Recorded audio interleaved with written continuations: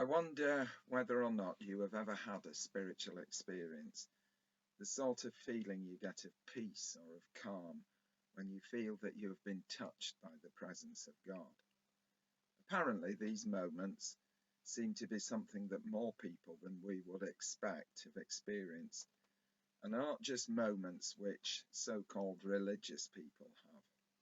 These are moments which people who profess to having no affiliation to a religion also experience.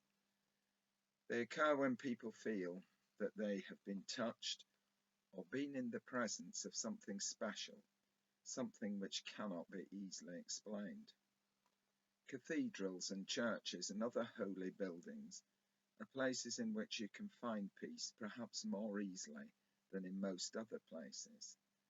There are many places which people say give them a feeling of spirituality, none more so than when they're walking in the countryside, climbing mountains, or standing by the sea, or just being somewhere beautiful or remote in our world. Spiritual experiences can happen anywhere and everywhere, and at any time and in any place, and most importantly, to anyone. 2 summers ago, no, it's longer than that, I think it's about 5 summers ago, I was asked to take a wedding in Cheshire. The church was small and old, the floor was paved with Yorkshire stone, and the pews were of dark oak. It was only when I began to read the dedications in one of the stained glass windows that I began to realise where I was. This church was where George Mallory, the great mountain climber's father, was once vicar, and it was this church tower that, while still a schoolboy, Mallory climbed. George Mallory was born in Motherley. He later went to Cambridge. He served from 1915 until 1918 at the front during the First World War, and he survived the Somme. In 1924, still only 37 years old, along with his climbing partner, Sandy Irving, who was younger, he was in his 20s, they attempted to conquer Mount Everest. Theirs is a really fascinating story, and one that has yet to be fully told. In that season of 1924, they found themselves in the Himalayas. The prize they sought was to be the first human beings to stand at the very, very top of the world and to look out and see the curve of the earth on the horizon. Dressed in Burberry gabardine jackets, silk, wool and cotton, with hobnailed boots on their feet and rudimentary oxygen tanks, they were last seen 800 feet below the summit of the mountain, before they were hidden by the ever-changing cloud patterns which sweep across this great mountain range. Neither man was ever seen alive again. Mallory's body was found in 1999, but not his camera. Irving's body has yet to be found. If the camera were to be found, it would, I would think, prove decisively whether or not the two men actually made it to the summit. Mallory and Irving must have known that they were taking a risk as they saw the cloud coming in and made their final push for the summit.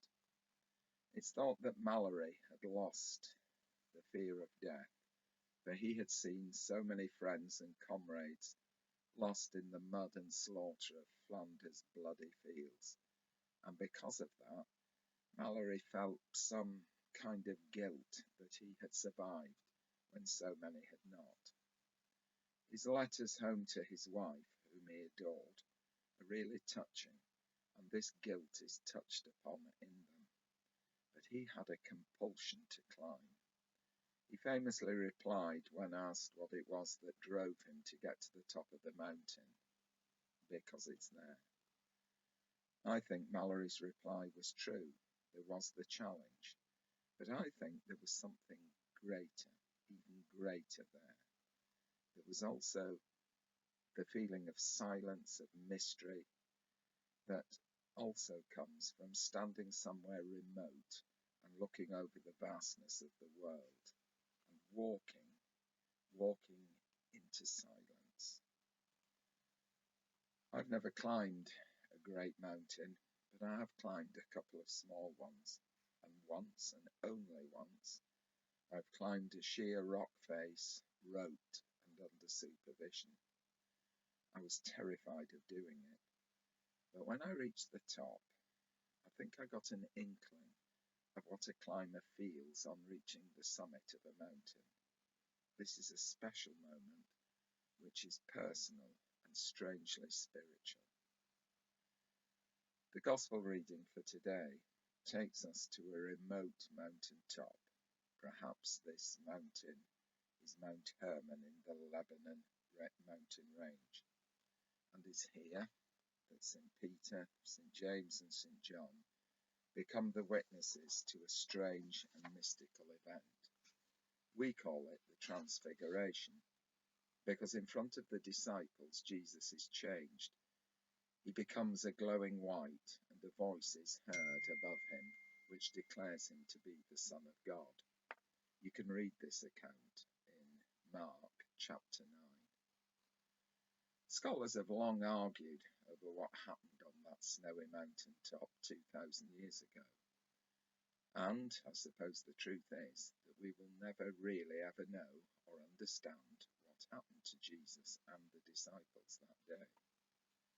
What is certain, though, is that the disciples had an experience, a spiritual happening, which affected and changed them. This is one of the moments in the Gospel in which the power and the identity and the destiny of Jesus are revealed to the disciples. They experience something which they cannot explain. The account of this happening in Mark is very factual, but there is a hint of how the disciples feel from the actions of Peter, who speaks but doesn't know what to do because he's frightened by what he has seen. And what he has seen on that mountain will change him forever. Martin Luther King, the civil rights campaigner, a man I admire, who faced many challenges during his struggle for equal rights, spoke these words of encouragement to a large crowd.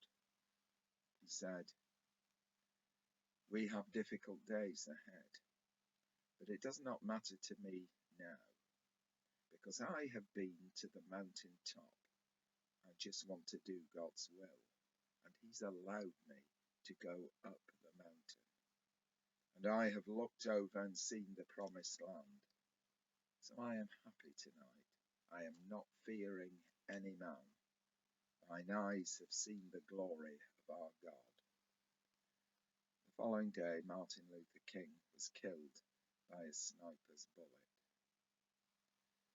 There are people who've had experiences which have changed and challenged them and have completely altered the course of their lives. Experiences which happen and confirm or strengthen or even have the power to change us, to change the way we think and the way we do things. There are many, many places in our community, in our country, in our world, where it is possible to find God. There may have been times when you have experienced something you cannot explain, and times yet to come when you will be touched and feel close to the presence of God. For Mallory, this happened in the silence of a high place. For King, on a platform as he spoke the word of God, and for Peter, James and John as they stood before their friend and witnessed a miracle. These moments are special. We cannot make them happen, but we can give ourselves the opportunity to let them happen by opening ourselves to God. And when we do open ourselves to God, it is then that we are likely to find God, and often in the most unexpected places, and usually usually at the most unexpected of times.